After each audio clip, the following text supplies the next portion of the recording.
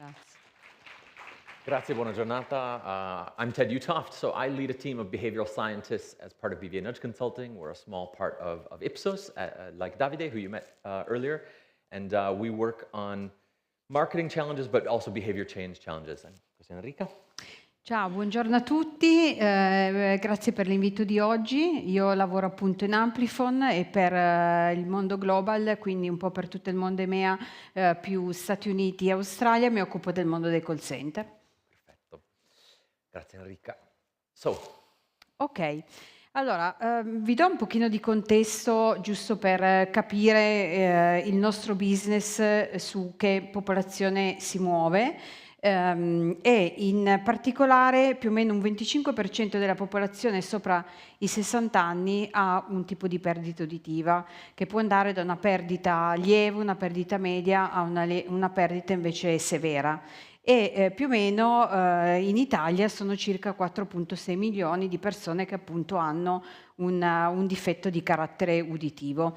E queste devo dire che sono percentuali importanti e anche poco conosciute, perché lo vedrete un po' più avanti dalle spiegazioni che con Ted vi daremo, la perdita uditiva ha un bias molto forte, non solo nella popolazione italiana, ma è diffusa sia in Europa che negli altri paesi del mondo. What we're also learning is that it doesn't quite stop there. It's not just a problem of older generations. The WHO estimates that globally over 1 billion young adults are at risk of permanent avoidable hearing loss due to changes in our lifestyle, mostly our unsafe listening practices of having headphones in a lot of the time, hybrid working, podcasts, having music at the gym, etc., and the kind of countless hours that we use listening to our headphones every year. What I learned when I started working with Amplifon, which scared me a little bit, is that the degeneration of our sensory cells is a process that can be accelerated by multiple factors across our lifespan. But what's most important to remember is that any age-related hearing loss is irreversible. So it is one of those problems that once you start experiencing the loss, you need to intervene soon because you cannot gain back age-related hearing loss.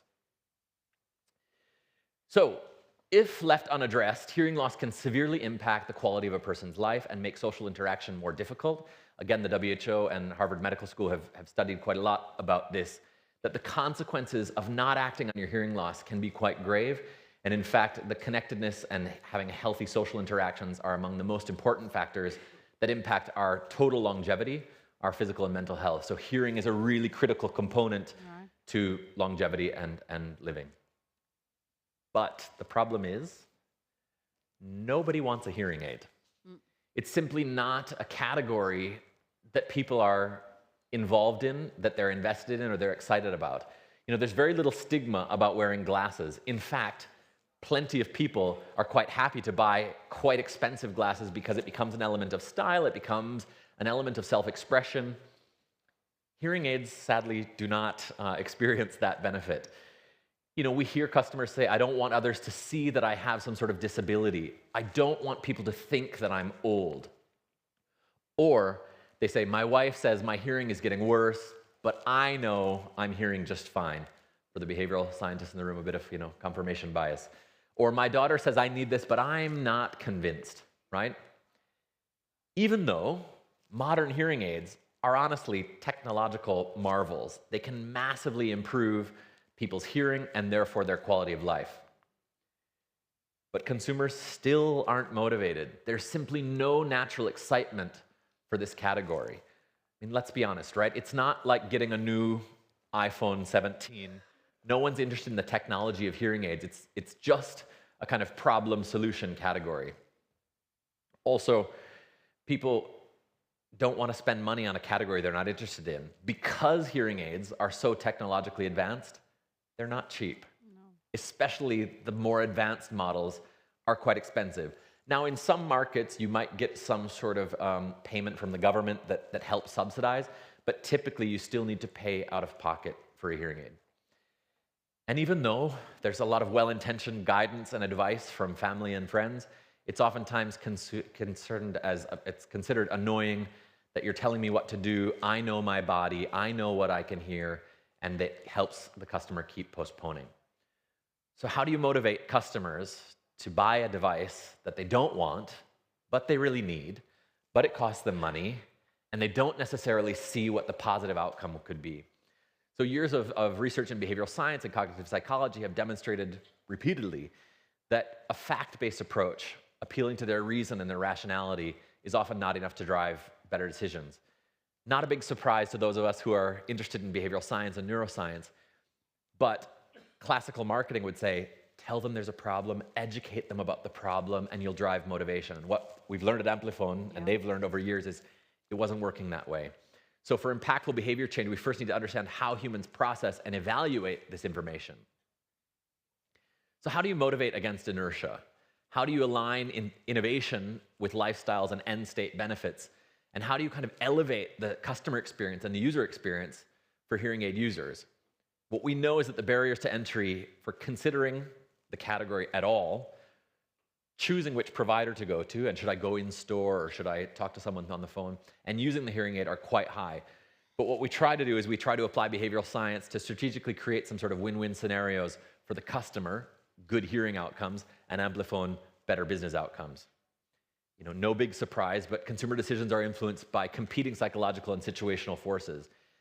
And what we found particularly important for the target of Amplifon is really digging into emotions and thinking about social drivers. Because when you're not hearing as well as you should, you're missing out on emotional experiences and you're missing out on social experiences. And so in order to cut through, we need to align on the brand purpose. And thankfully, the brand purpose already existed. Thank you, Ted. Ok, dico solamente un appunto su Amplifon in Italia, Amplifon in altre parti d'Europa. Guys, per esempio, è il nome che abbiamo in Spagna piuttosto che Miracle negli Stati Uniti, giusto perché magari non tutti conoscono il nome di Amplifon in giro per il mondo. Qual è, diciamo, il brand e quello che noi sponsorizziamo con il nostro brand è l'emozione di risentire un suono. La chiamo emozione perché soprattutto, non so se avete visto le pubblicità che facciamo, effettivamente risentire un suono, quando magari non pensi di averne bisogno, ti fa arrivare un'emozione al cuore e ti fa risentire qualcosa che non eri più abituata a sentire. La perdita dell'udito ha dei gradi di perdita di udito, ovviamente, che vanno da 0 a 100, e quando tu magari arrivi già a una perdita uditiva da 1 a 100 di 40, inizi a non sentire più dei suoni che per chi sente sono molto normali. Immaginate cosa significa non sentire più il suono degli uccellini, non sentire la sveglia, banalmente, non sentire un aspirapolvere, ti cambiano completamente il modo di vivere. Ma talmente tanto che alcune persone si isolano da quello che è il mondo che sta attorno e isolandosi possono molto spesso cadere in depressione perché non riescono più ad entrare in contatto con il resto delle persone che gli stanno a fianco. E questa cosa appunto oggi purtroppo è determinata da una barriera di non voler indossare questo apparecchio perché per la maggior parte della popolazione significa avere un handicap, come portare una protesi alla gamba, quando invece è una cosa che ormai sta diventando, se voi ci pensate, tra i giovani di uso molto comune, come per esempio avere l'auricolare per parlare al telefono, per ascoltare la musica, eccetera. Quindi è molto probabile che da qui a X anni questa, diciamo, barriera si abbatta e cambi un po' anche l'utilizzo dell'apparecchio per la perdita uditiva. Quindi il nostro motto è appunto farti risentire le emozioni del suono. So we need to think of some tangible benefits for the end user, and no surprising, the power of framing as a heuristic, presenting options in a way that encourages the desired choice of a behavior. And so with our colleague Anna and with Enrica and the team, we've been working around helping people who write direct mails and also people who work in the call center to think about framing, right? The kind of classical example is we have frozen yogurt. I can sell you a frozen yogurt that is 20% fat, or I can sell you a frozen yogurt that is 80% fat-free. And of course, everyone chooses 80% fat-free, right? It's the same frozen yogurt, but looking a little bit about framing. And so that's where we really started to think, how do we move away from messaging that tells you, you must get your hearing checked, you're missing out on life, it's important, it's for your health, it's very preventative messaging, and instead using some positive reframing about what are the experiences that you could be having, the life that you could be living to its fullest with positive outcomes and positive social environments.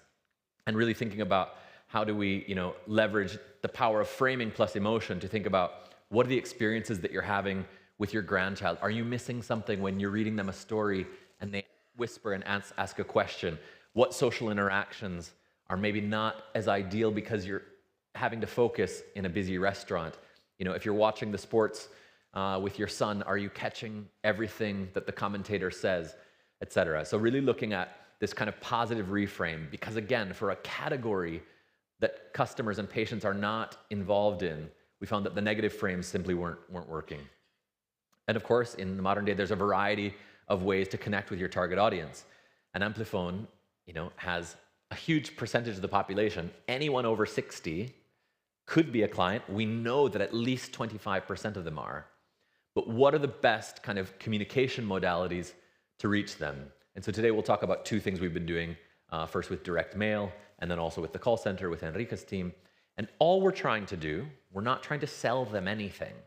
We just need them to come in to an Amplifon clinic and have an appointment with an audiologist, because the audiologist can give them very objective advice that, yes, Anna, you have a hearing loss of this many decibels, you're a candidate for a basic hearing aid, or yes, Luca, you have a hearing, your hearing is totally fine, you have no need for a hearing aid.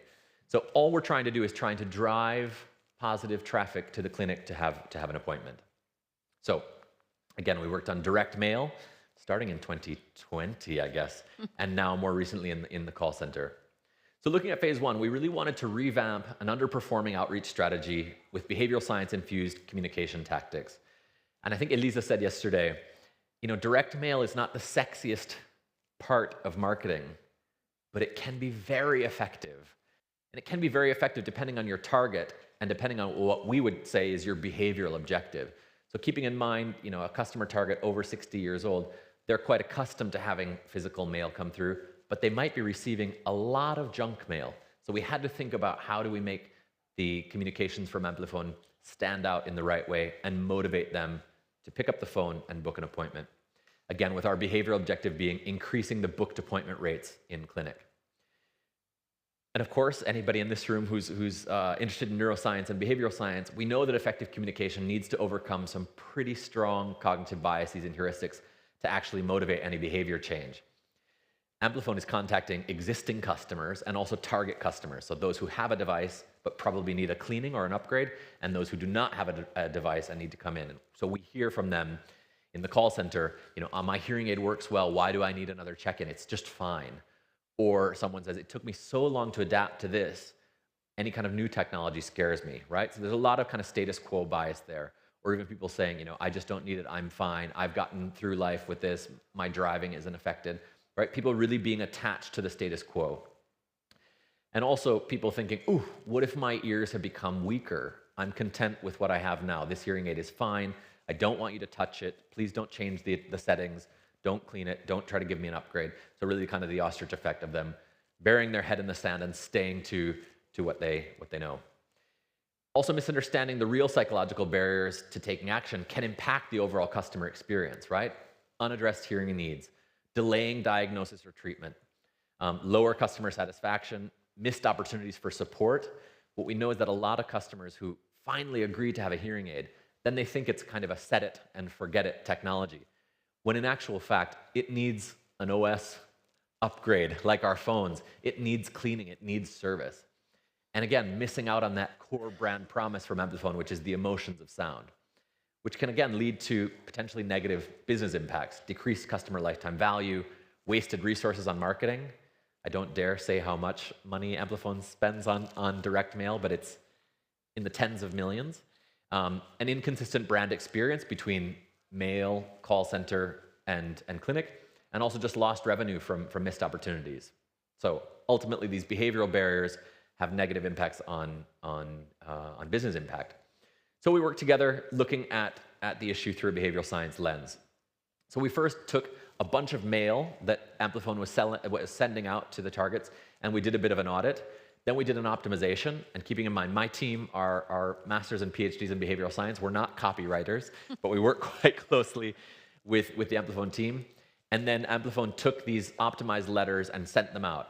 We would love to have conducted a laboratory experiment. We would have loved to connect people to technology, but we really wanted to get out there because what we know is there's so many contextual drivers. When the letter from Amplifon arrived, had how many other pieces of mail came in the letterbox that day. That has an impact. What was your mood that day? Had your husband told you the night before, you're not hearing, the TV is too loud, right? There's so many contextual drivers. So we sent the letters into the real market. So this was a piece of communications that Amplifon had sent in Germany. Kind of a marketer's dream, right? It's full color. It's, I think, 8 pages in total with the address. It talks about celebrating together. It shows off one of the devices. It talks about opportunities that you can have. It talks about a discount. It talks about the longevity of Amplifon in the German market, etc. And what we found was it was just totally overwhelming. Too much text, a very unpredictable reading order of how, as I fold out this letter, how do I navigate this letter? Too many offers were presented at one time, no clear kind of what is this really about, and no clear call to action, which all we're asking them to do is book an appointment. So after understanding some of those psychological barriers, we defined a behavioral objective. We want the customer to book a checkup appointment.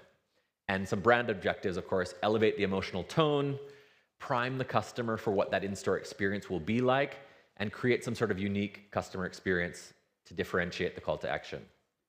And we selected what we thought were the most feasible ideas with the greatest chance of impact. As you all know, working with neuroscience and behavioral science, there's lots of heuristics and biases we can pull from our toolkit, but we have to be selective to think about, with this target and this behavioral objective, what do we think is best? So we wanted to avoid generic outreach, dear sir, dear madam, etc.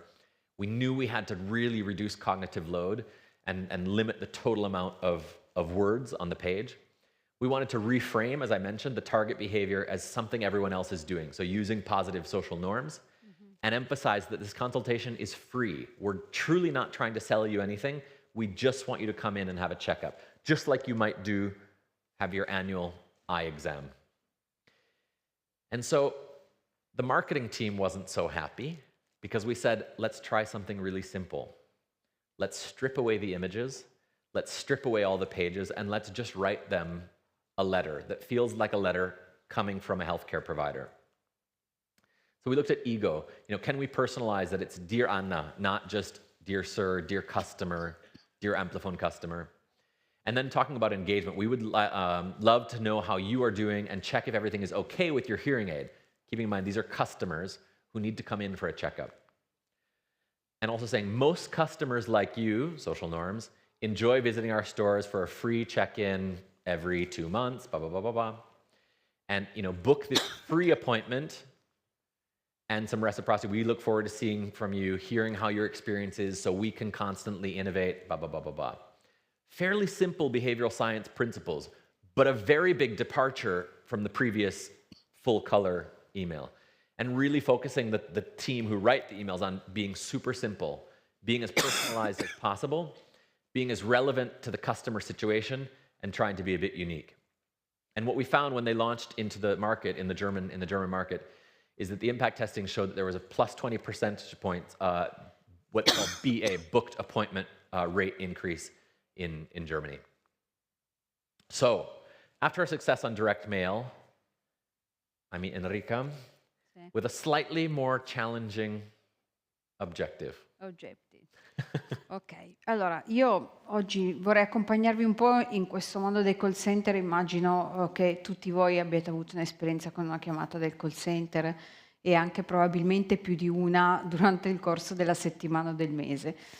Noi siamo partiti da una situazione in cui l'obiettivo di Amplifon era quello appunto di prendere degli appuntamenti o su dei clienti che già avevano un apparecchio e quindi di invitare i nostri clienti a tornare per revisionare l'apparecchio, per fare il fine tuning dell'apparecchio, oppure con dei prospect, quindi potenziali clienti, di cui però abbiamo già delle conoscenze rispetto al tipo di perdita uditiva che hanno.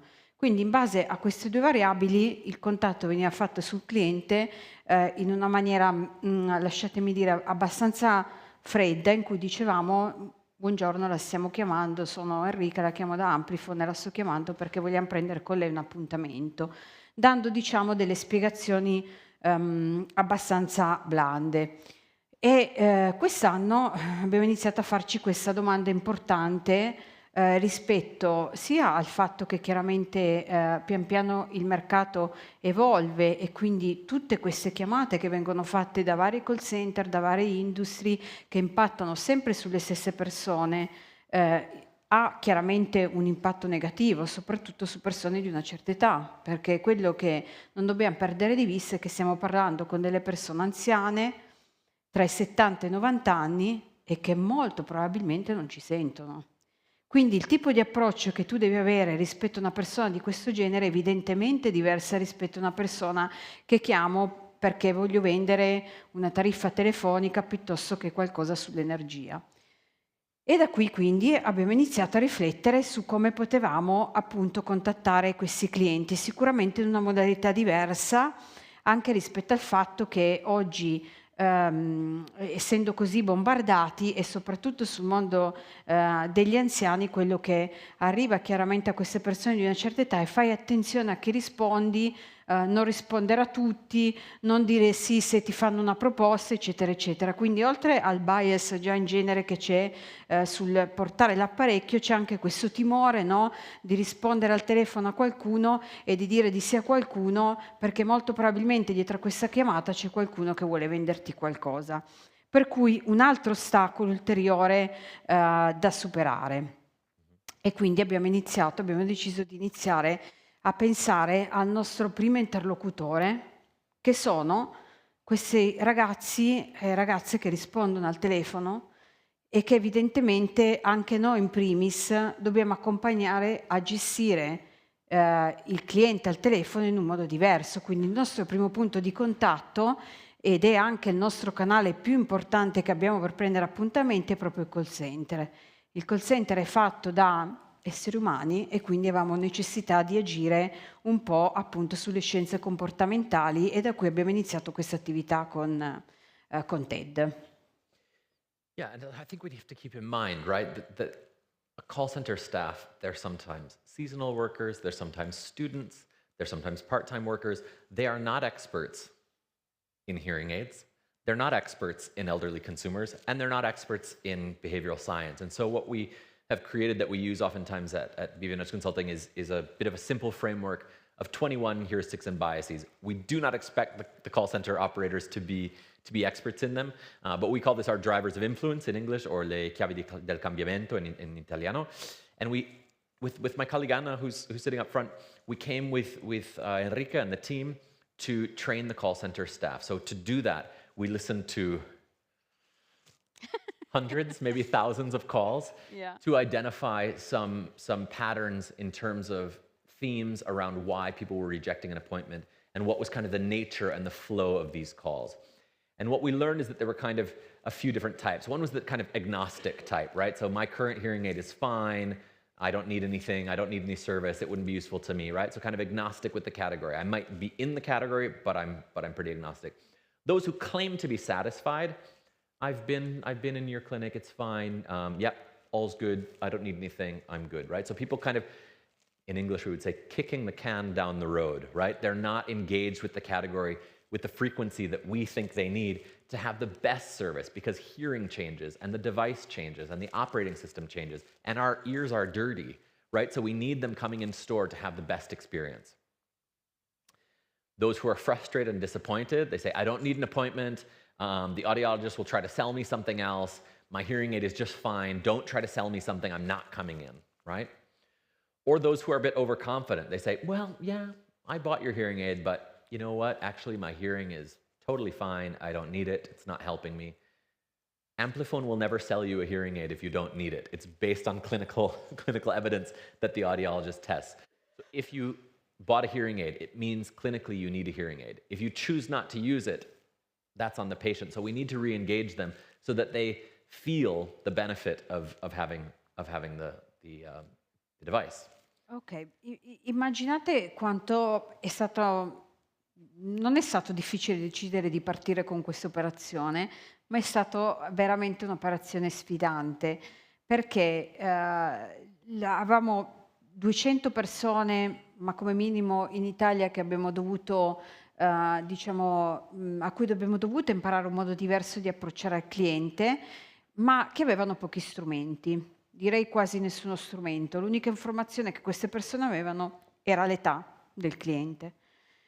Quindi abbiamo deciso di aggiungere delle altre informazioni, oltre a quelle delle scienze comportamentali, che chiaramente ci hanno permesso di approcciare al cliente in modo diverso. Vi farò un esempio pratico per farvi capire ancora meglio che cosa intendo e che cosa intendiamo con tende applicare queste scienze comportamentali, ma anche una serie di informazioni che riguardavano, ad esempio, come vi dicevo prima, la perdita di udito. Rispetto a quella perdita di udito, cosa significa non sentire, quali tipi di suoni non senti, oppure banalmente avere l'informazione di quanto il cliente aveva speso e con quella spesa che cosa poteva fare negli anni successivi. Ad esempio, andare a fare una visita tutti gli anni o anche più volte all'anno senza dover spendere più nuovamente nulla, cosa che per esempio a un cliente non viene in mente, pensa di aver speso X e per andare a fare una visita di dover spendere degli altri soldi, mentre invece no, è tutto all'interno di quello che tu hai già speso la prima volta.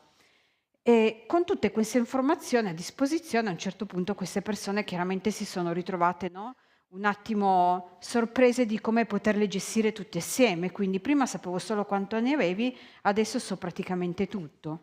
Ma soprattutto gli abbiamo dato anche informazioni di che cosa ha detto il cliente l'ultima volta nella telefonata. Per esempio, avendo questa fascia d'età, molto spesso i clienti hanno delle altre patologie o delle altre malattie per cui banalmente non possono per esempio recarsi all'interno di un negozio, quindi non riusciamo a prendere un appuntamento perché fisicamente non può andare, quindi un'informazione importante, no? Da sapere se ti chiamo magari dopo un mese e mezzo.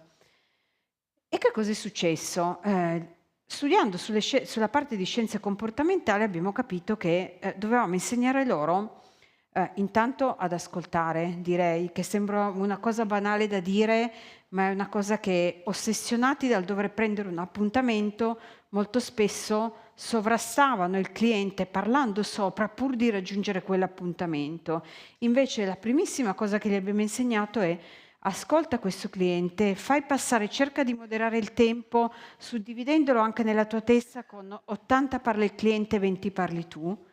Ascolta quello che ti sta dicendo e cerca di aprire quella porta che ti permette di entrare in conversazione con il cliente. E un esempio banale, per esempio, è stato: vedo che ha una perdita uditiva alta, lo vedo prima che mi entri la telefonata all'interno della cuffia, arriva la telefonata: buongiorno, sono Enrica, la chiamo da Amplifon, e il cliente magari con 90 di perdita uditiva ti risponde: pronto? Sì, mi dica. Allora lì la prima cosa che gli abbiamo detto è: bravo, fagli i complimenti, perché se ti ha sentito con una perdita uditiva così alta vuol dire che sta portando l'apparecchio. Fagli sentire che tu lo stai ascoltando. Digli: bravo, intanto mi complimento perché sento che lei sta utilizzando l'apparecchio. Ecco, una cosa così banale ti fa aprire quella porta. Immediatamente il cliente ti fa entrare nel suo mondo e inizia a parlarti totalmente in un altro modo, quando invece spesso prima: buongiorno, la chiamo da... Ah no, guardi, adesso non ho tempo, no, ho già preso l'appuntamento, grazie. No, no, io sento benissimo, no, no, io sento bene, grazie, non ho bisogno di niente. E la conversazione non andava avanti. E quindi l'importanza appunto di trovare, con un esercizio di specchio, quindi di mettersi dalla parte del cliente, capire qual è la corretta via da prendere o porta ad aprire, ci ha permesso di cambiare decisamente i numeri che stanno dietro. Ve li dico proprio per farvi capire un po' questa importanza. Del 50% degli appuntamenti che noi prendevamo non si presentavano dentro il negozio. Non presentarsi dentro un negozio dove c'è un dottore, un ortoprotesista, a cui abbiamo occupato l'agenda per un'ora, vuol dire tantissimo. Vuol dire avergli fatto perdere parecchio tempo e molto business.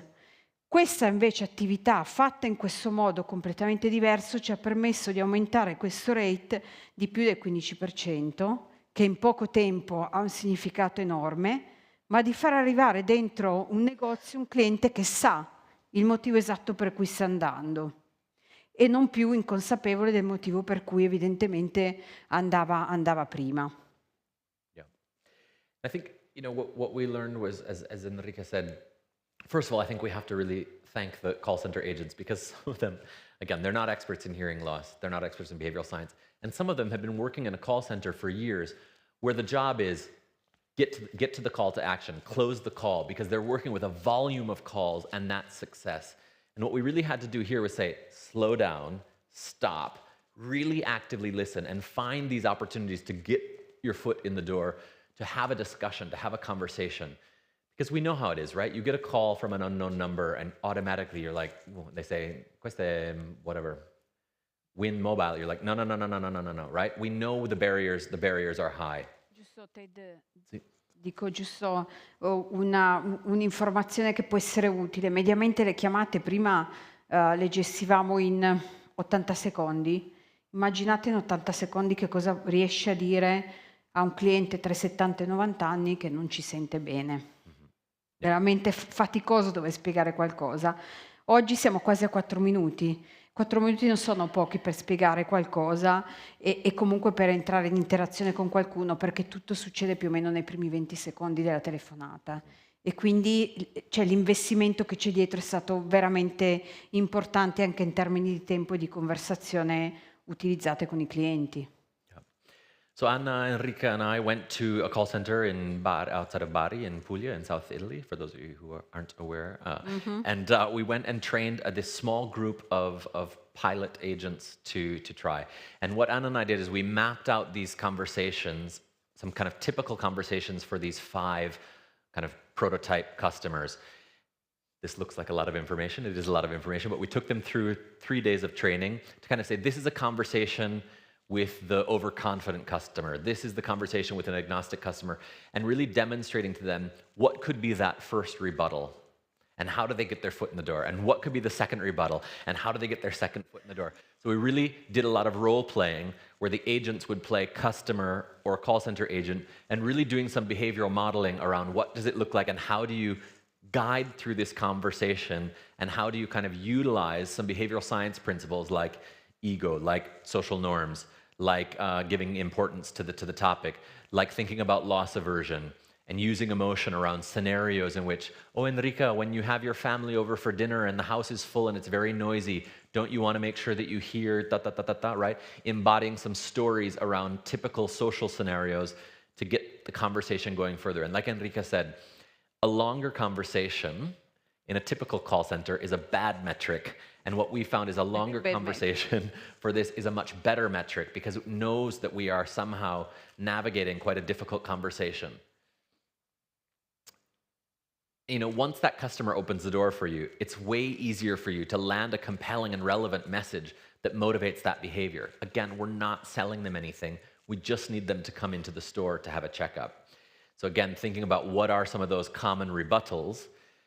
Like someone says, I purchased a hearing aid, but I don't wear it because my hearing's okay. Say, well, just like your car, eventually you need to get a new hearing aid. I want to help you book an appointment so we can keep your hearing aid clean, working as long as possible, right? So using something like a car, which we're used to having serviced, or eyes, which we're used to having checked up, or la caldaia, the water boiler, right? Your boiler in your house, something that you need to have serviced to put it in reference to something else that's easy for them to understand. Or, it says, how we often get used to things that are always present until we don't notice them anymore, like the humming noise of the refrigerator or the sound of the traffic outside the window. We sometimes get habituated to bad things when it comes to our vision or our hearing, and we want to bring you back to a state of good hearing. Or, have you noticed any changes in something very functional, like the battery life of your device? Any way that you can keep continuing the conversation, we've found over time, is a way to get them closer to booking that appointment. So the collaboration continues across a few complex customer journey points. We're back on direct mails. Enrica's going to Barcelona on Monday Yeah. to roll out this same training with the call centers in Spain. So again, we're really looking at direct mail and digital, the call center. We're starting to look at above the line and even the in-store experience to think about how do we leverage kind of the power of behavioral science to think about overall customer experience and customer relationship management. And I love what Dr. Peter said earlier. I'm in the business of behavioral science, but Enrica's not buying behavioral science. She's buying better outcomes for direct mail. She's buying better outcomes for the call center. And I think it's very easy for those of us who love neuroscience, those of us who love behavioral science, to dig in on the science of it. And sometimes I think we need to take a step back and think, where can we demonstrate impact in a way that has a positive customer experience impact or a positive business impact? Because, as Peter said, no one's really buying a drill, they're buying the whole. And so I think what we've learned over time is, with all of our clients, but particularly in our long relationship with Amplifon, is thinking, where is there a customer behavior or a call center behavior or an audiologist behavior that's not leading to the outcome that we want? And how do we step away from that and say, what are the barriers to the good behavior? And how do we adjust customer? How do we adjust call center? How do we adjust audiologist? How do we adjust direct mail to have that positive impact? And so we kind of leave the call center agents with kind of 3 key points, right? Is that the first lesson is that good customer intentions are simply not enough to drive behavior. No one wants to have hearing loss, but also no one wants a hearing aid. So how do we kind of think about getting them towards this good behavior, overcoming some of those barriers? The second lesson is that customers just have really limited attention, so you have to use it efficiently. You might have 7 letters come through the post in the mail. How do you make your letter stand out, demonstrate some sort of benefit to you in an emotional way that makes me book an appointment? Or how many phone calls and text messages do I receive in a day? Some of them are scam calls, some of them are call center calls I don't want. How do we connect very quickly to have this conversation? And really, the third lesson is that successful customer experience, must account for consumer psychology. Hitting them over the head with facts and figures about your brand or only branded messaging simply isn't enough. And I think we've heard that through a lot of the presentations over the last 2 days, is that if we want to be effective in a very cognitively overloaded life that we live, you have to tap into some kind of really motivating consumer forces. Aggiungo solo una cosa, ringraziando te dell'aiuto che ci ha dato e il supporto anche con Anna nel successo di questa operazione che sta proseguendo in Italia, sta proseguendo in Spagna, che sono peraltro i 2 paesi più grandi che abbiamo al mondo in termini di clienti e di fatturato. È stata importante e ci ha emozionato la prima volta che un cliente ci ha detto: grazie, finalmente ho capito perché devo andare in un negozio e voglio sempre parlare con te. E quindi lì abbiamo capito di aver veramente creato la differenza. Quindi grazie. Grazie.